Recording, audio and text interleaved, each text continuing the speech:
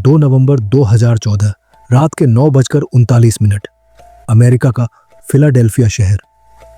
इस वीडियो में जो लड़की आपको दिख रही है, अगले कुछ ही मिनटों में उसका अपहरण होने वाला है। इस फुटेज का हर एक सेकंड हमें उसी खौफनाक पल की तरफ धीरे धीरे ले जा रहा है। कहानी शुरू होती है एक फोन कॉल से। एक आदमी पुलिस को बताता है कि उसे कुछ गलत सा लगा है। उसे शक है कि उसने एक महिला को जबरदस्ती कार में डालते हुए देखा है। पुलिस ने बिना देर किए आसपास लगे सिक्योरिटी कैमरों की फुटेज निकलवाती है, इस उम्मीद में कि कुछ ऐसा मिल जाए जो देर होने से पहले सच्चाई सामने ले आए। पहली फुटेज एक शांत सी सड़क दिखाती है। एक कार कोल्टर स्ट्रीट पर मुड़ती हुई नजर आती है और आगे बढ़ जाती है। देखने में कुछ भी अजीब नहीं लगता। करीब 20 सेकंड बाद एक बस रेड लाइट पर आकर रुकती है। इस कैमरे के एंगल से यह साफ नहीं हो पाता कि बस से कोई उतरा भी या नहीं। सड़क कुछ पल के लिए बिल्कुल शांत रहती है और फिर 16 सेकंड बाद स्क्रीन में एक हलचल दिखाई देती है। वो परछाई असल में एक जवान लड़की की है। वो रात में अकेली चल रही है। उसकी बस छूट चुकी है और सबसे खतरनाक बात यह कि उसे बिल्कुल पता नहीं है कि वो अब अकेली नहीं है। अगर ध्यान से देखो तो उसके पीछे एक आदमी चलता हुआ दिखता है। जैसे ही वो इंटरसेक्शन तक पहुंचती है और सड़क पार करने लगती है, आदमी उसके पास आकर बात करना शुरू कर देता है। लड़की उसकी तरफ मुड़ती है, लेकिन उसकी बॉडी लैंग्वेज कुछ और ही कहानी बता रही है। वो सुन तो रही है, लेकिन उसके कदम लगातार पीछे की तरफ जा रहे हैं, जैसे वो बिना जाहिर किए दूरी बनाना चाहती हो। दोनों के बीच ऐसा लगता है जैसे हाथ मिलाया गया हो, लेकिन वो पल जरूरत से ज्यादा लंबा खींच जाता है। आदमी उसका हाथ छोड़ता नहीं है और फिर अगले ही पल दोनों कैमरे की नजर से बाहर चले जाते हैं, सड़क के मोड़ के पीछे गायब हो जाते हैं। जब पुलिस उस जगह पहुंचती है तो वहां कुछ परेशान करने वाली चीजें बिखरी हुई मिलती हैं। एक चश्मा, टूटा हुआ कांच और एक मोबाइल फोन। साफ है कि जो कुछ भी आगे हुआ वो चुपचाप नहीं हुआ था, लेकिन कैमरा उस मोड़ के आगे नहीं देख सकता था और कुछ देर के लिए पुलिस के पास सवालों के अलावा कुछ भी नहीं होता। फिर कहानी में एक नया मोड़ आता है। इन्वेस्टिगेशन के दौरान पुलिस को पास ही लगा एक और सिक्योरिटी कैमरा मिलता है। डिटेक्टिव्स फुटेज को 9:39 पर ले जाकर रोकते हैं, ठीक उस पल से पहले जब बस दोबारा नजर आती है। कुछ ही सेकंड में एक जानी पहचानी चीज स्क्रीन पर दिखती है। वही कार जो पहले काउल्टर स्ट्रीट पर मुड़ती हुई दिखी थी। इस बार वो कार धीमी होती है, फिर कैमरे के बिल्कुल पास आकर पार्क हो जाती है। कुछ ही देर बाद बस ग्रीन स्ट्रीट पर आकर रुकती है। टाइमिंग के हिसाब से पुलिस को लगता है कि लड़की करीब 40 सेकंड बाद फ्रेम में ऊपर की तरफ दिखाई देनी चाहिए, लेकिन जो होता है वो उम्मीद से कहीं ज्यादा डराने वाला होता है। बस रुकने के सिर्फ 16 सेकंड बाद स्क्रीन के नीचे से एक अंधेरी आकृति बाहर आती है। वो सड़क पार करता हुआ नॉर्थ साइड की तरफ जाता है। डिटेक्टिव्स उसकी चाल और मूवमेंट देखकर तुरंत समझ जाते हैं ये वही आदमी है। और तभी लड़की भी कैमरे में दिखाई देती है। वो आगे बढ़ती है, बिल्कुल बेखबर कि आगे क्या होने वाला है। आदमी एक पल के लिए रुकता है, जैसे मन ही मन कुछ सोच रहा हो। फिर वो इंटरसेक्शन पार करते हुए उसके पीछे चल पड़ता है। पहले कैमरे में जो कुछ दिखा था वो पूरी तरह साफ नहीं था, लेकिन इस एंगल से सब कुछ बिल्कुल साफ है और आगे जो कुछ होता है उसने पूरे शहर को चौंका दिया।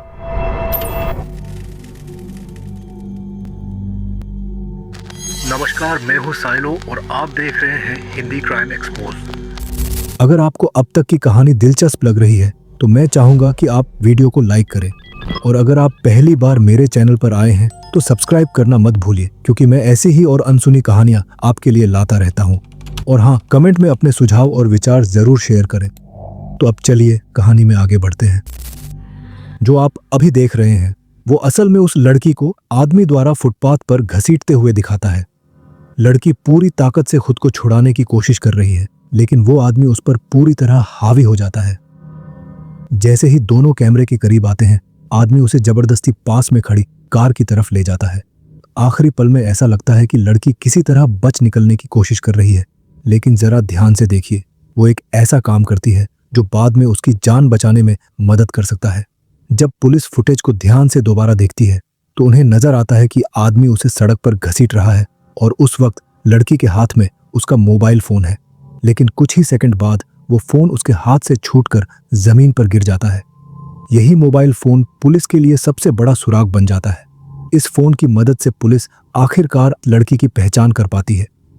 उसका नाम था कार्लेशा फ्रीलैंड गाइथर, उम्र 22 साल।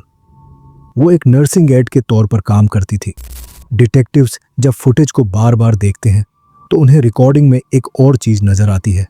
स्क्रीन के ऊपर की तरफ एक और अंधेरी सी आकृति दिखाई देती है जो सड़क पर घूमती हुई लगती है।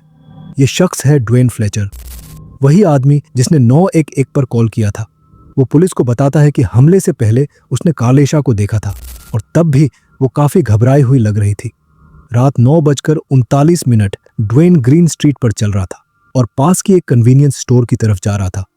उसी वक्त वो कार्लेशा के पीछे पीछे चल रहा था, लेकिन बस 1 मिनट बाद उसने एक चीख सुन ली।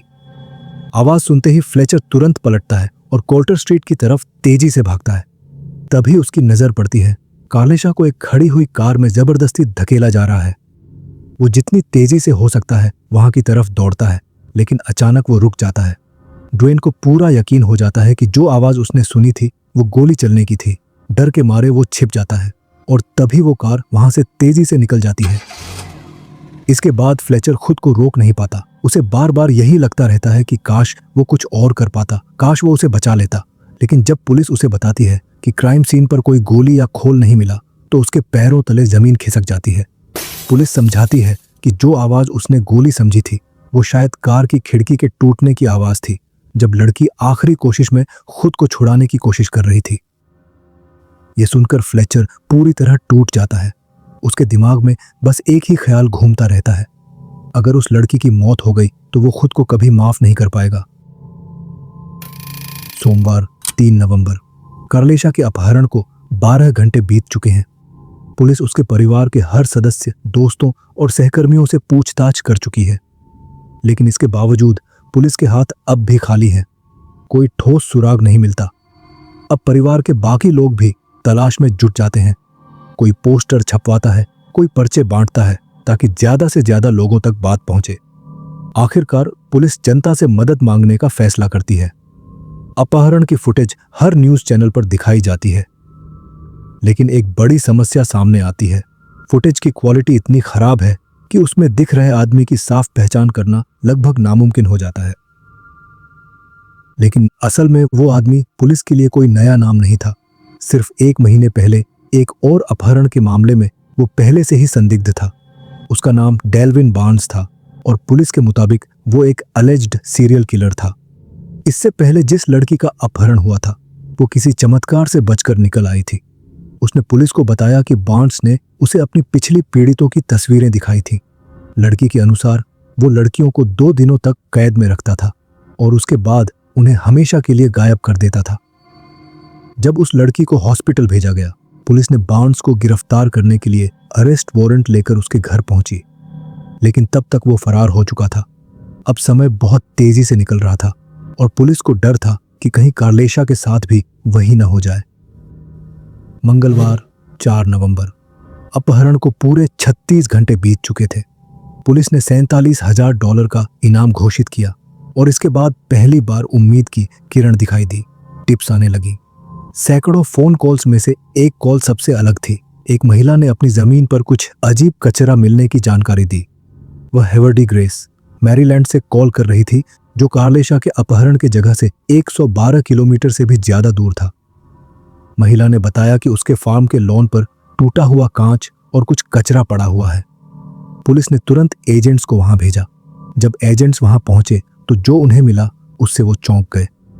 टूटे हुए कांच के अलावा उन्हें एक ही प्लास्टिक बैग में कैंडी के रैपर, आलू चिप्स के पैकेट, एक कटी हुई जिप टाई, एक रसीद और एक कान की बाली मिली। एविडेंस कुछ ज्यादा ही साफ सुथरा लग रहा था, लगभग ऐसा जैसे किसी ने जानबूझकर उसे वहां रख दिया हो ताकि कोई उसे ढूंढ सके। सबसे ज्यादा ध्यान रसीद ने खींचा। ये रसीद फिलाडेल्फिया के एक सुपरमार्केट की थी और टाइम लिखा था दोपहर 1:50, कार्लेशा के अपहरण से कुछ ही घंटे पहले। एजेंट्स ने तुरंत स्टोर में जाकर वीडियो फुटेज देखने का निर्णय लिया ताकि संदिग्ध की कोई साफ तस्वीर मिल सके। दोपहर 1:43 पर वीडियो में एक आदमी स्टोर में आता दिखाई दिया। उसके सिर पर काली टोपी थी, डार्क हुडी और पैंट पहने हुए थे, बिल्कुल उसी तरह जैसे कार्लेशा के अपहरणकर्ता ने पहने थे। वो बार बार अपना हाथ चेहरे के सामने ले जा रहा था, जैसे अपनी पहचान छुपाने की कोशिश कर रहा हो।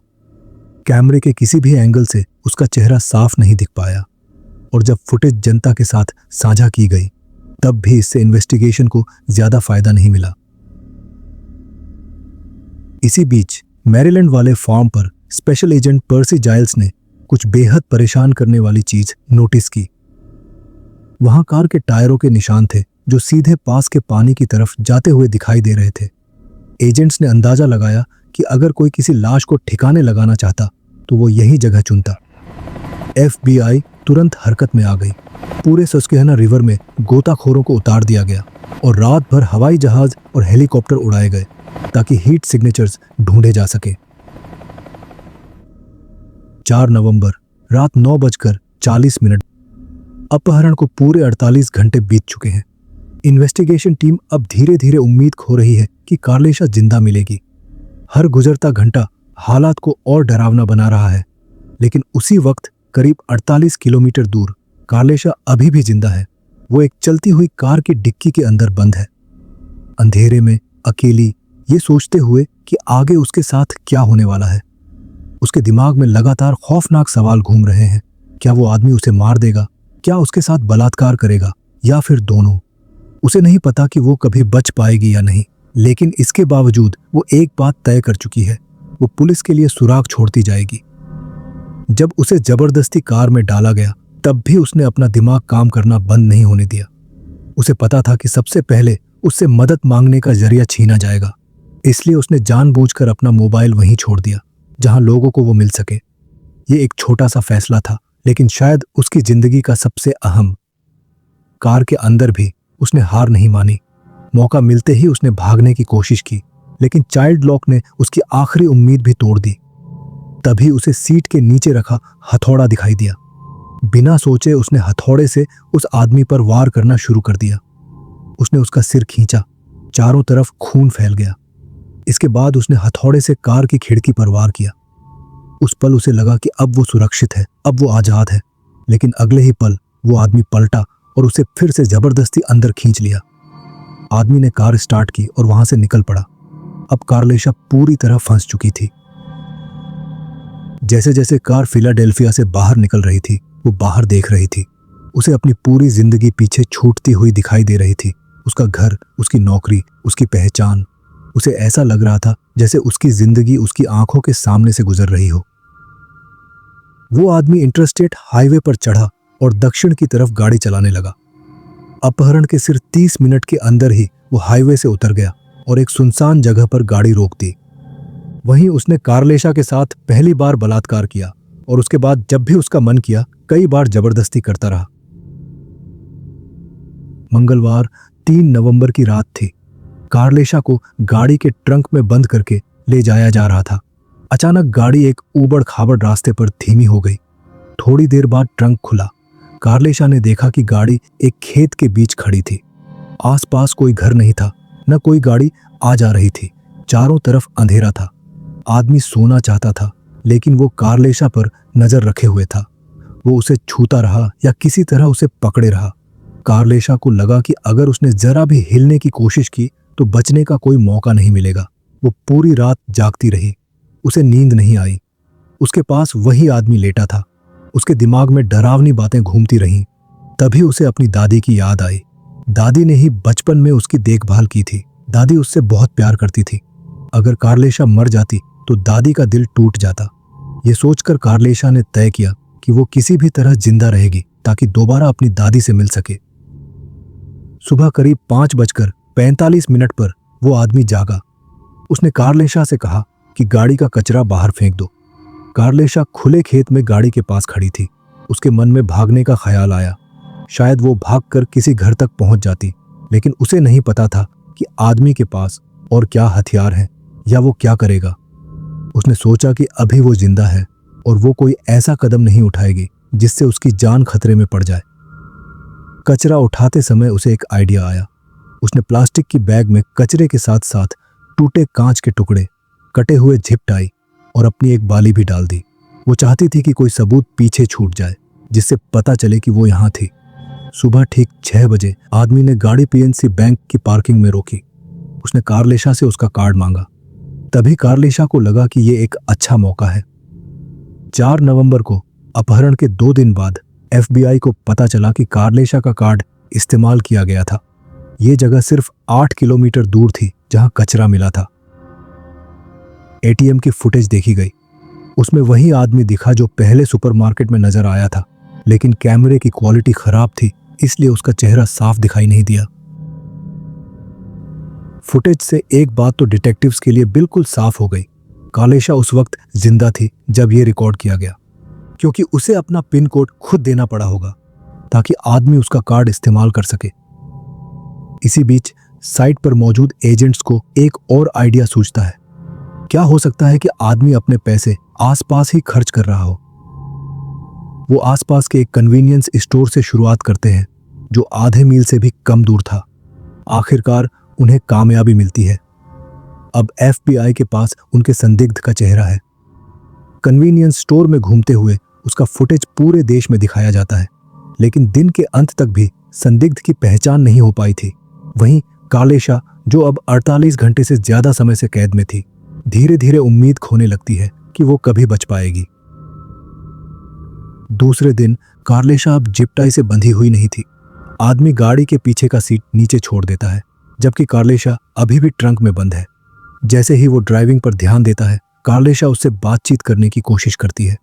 उसने हॉस्पिटल में हाई रिस्क मरीजों के साथ काम करने का जो ट्रेनिंग पाई थी, उसका इस्तेमाल करती है। इसी बातचीत के दौरान उसे पता चलता है कि आदमी की एक बेटी भी है, लेकिन फिर डेल्विन बार्न्स अपने पिछले पीड़ितों की बातें करने लगता है। वो कार्लेशा को बताता है कि उसने उन सब के साथ क्या किया था, और कार्लेशा जल्दी ही समझ जाती है कि वो एक सीरियल किलर से निपट रही है। 5 नवंबर अपहरण के 3 दिन बाद रिचमंड, वर्जीनिया में अधिकारियों ने न्यूज़ पर फुटेज देखी और आखिरकार आदमी की पहचान कर ली।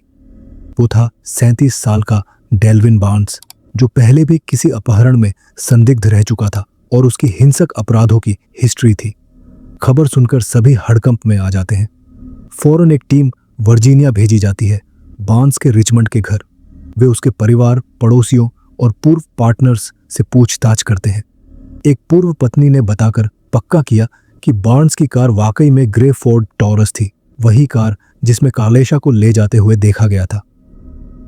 एजेंट्स शहर में तुरंत कार खरीदने वाले डीलरशिप तक पहुंचते हैं, और किस्मत देखिए, डीलरशिप ने पहले ही बार्न्स की कार में ट्रैकिंग डिवाइस लगा दिया था। इससे उन्हें कार का एग्जैक्ट लोकेशन पता चल जाता है, और तब उन्हें पता चलता है कि कार अभी भी मैरीलैंड के जेसप शहर में है।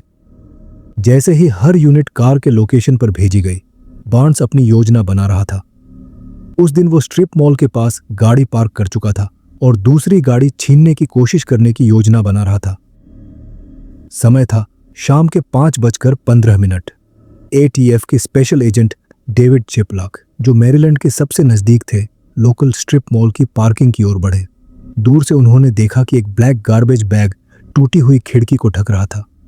उन्हें यकीन हुआ कि यही सही गाड़ी थी, लेकिन अंदर किसी के होने का पता नहीं चल पा रहा था। ATF एजेंट्स को कहा गया कि वे बैकअप का इंतजार करें, उसके बाद ही गाड़ी के पास जाएं। एजेंट्स जल्दी जल्दी गाड़ी के चारों तरफ घेराबंदी कर रहे थे। डेल्विन बार्न्स ड्राइवर सीट पर बैठा था और उसे बिल्कुल अंदाजा नहीं था कि पुलिस आ रही है। एजेंट्स ने अपनी बंदूकें तानी और उसे गिरफ्तार कर लिया। जब बार्न्स पहले ही कस्टडी में था और टीम सब संभाल चुकी थी, ATF एजेंट गाड़ी के पीछे के दरवाजे की तरफ बढ़े। खिड़की पर गार्बेज बैग लगा होने की वजह से वे अभी भी यह नहीं देख पा रहे थे कि कार्लेशा अंदर थी या नहीं। आखिरकार जब दरवाजा खोला गया तो दूर से फोन पर सुनाई दिया कि कार्लेशा वहां मौजूद थी। इस तरह कार्लेशा फ्रीलैंड बचाई जा चुकी थी और उसका अपहरण करने वाला गिरफ्तार हो चुका था। कार्लेशा को बचाए जाने के बाद उसे बड़ी राहत मिली। उसे एहसास हुआ कि अब वो घर जा सकती है, जिंदा है और सुरक्षित है। कार्लेशा को अस्पताल ले जाया गया, जहां उसे आखिरकार उसकी दादी से मिलवाया गया। जब उसके बचने की खबर जनता तक पहुंची तो ड्वेन फ्लेचर, जिसने अपहरण देखा था, अंत में राहत की सांस ले सका।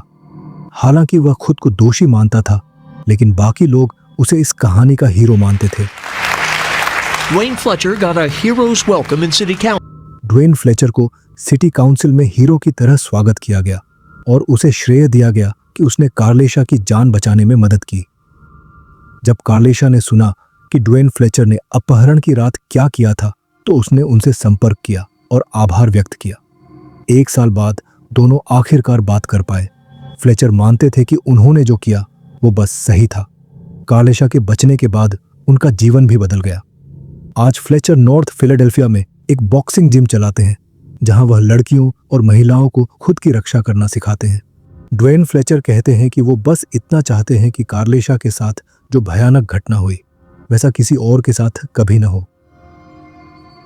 वहीं डेल्विन बार्न्स की बात करें तो कार्लेशा फ्रीलैंड गाइथर के अपहरण के 3 दिन बाद उसे फेडरल एजेंट्स ने हिरासत में लिया और उससे पूछताछ की। बार्न्स ने सब कुछ स्वीकार कर लिया। उसने कार्लेशा का अपहरण किया, उसका बलात्कार किया और अपने सभी अपराध कबूल कर लिए। अदालत में बार्न्स ने फेडरल किडनैपिंग के एक केस में गिल्टी प्ली दी और उसे 35 साल की सजा सुनाई गई। कार्लेशा की वजह से उसका आतंक का राज आखिरकार खत्म हो गया। कार्लेशा अब भी उन डरावनी यादों से जूझ रही थी। उसे बुरे सपने आते थे और कभी कभी घर में अकेली होने का डर लगता था, लेकिन उसने खुद को संभाला और हर दिन एक एक करके जीना शुरू किया। आज कार्लेशा एक माँ बन चुकी है और वो हर पल को अपने बेटे के साथ पूरी तरह जीती है। जब कार्लेशा 2014 की घटनाओं को याद करती है तो वो कहती है कि वो खुश है कि बार्न्स ने उसे चुना, किसी और को नहीं। उसने सोचा कि भगवान ने किसी और को इस भयानक घटना से बचाया क्योंकि कार्लेशा इसे संभाल सकती थी।